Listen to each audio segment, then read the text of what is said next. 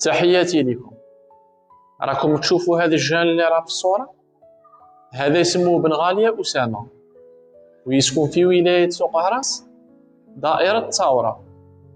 خونا أسامة كان عايش حياته بشكل طبيعي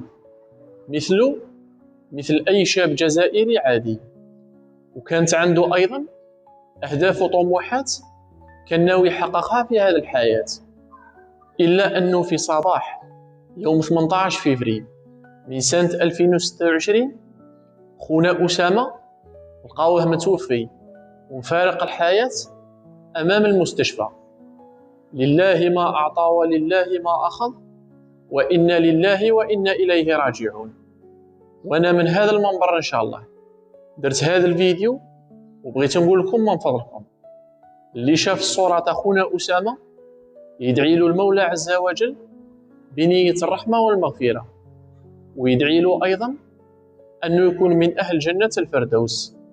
هذا راه أخوكم وراه ولد بلادكم، وماذا بكم ادعوا له غير دعوة طيبة في هذا الشهر المبارك، لعل الله عز وجل يتقبل دعواتي ودعواتكم.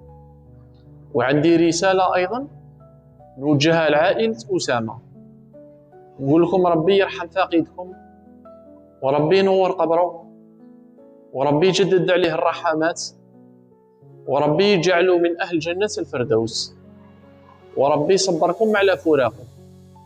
اللهم آمين.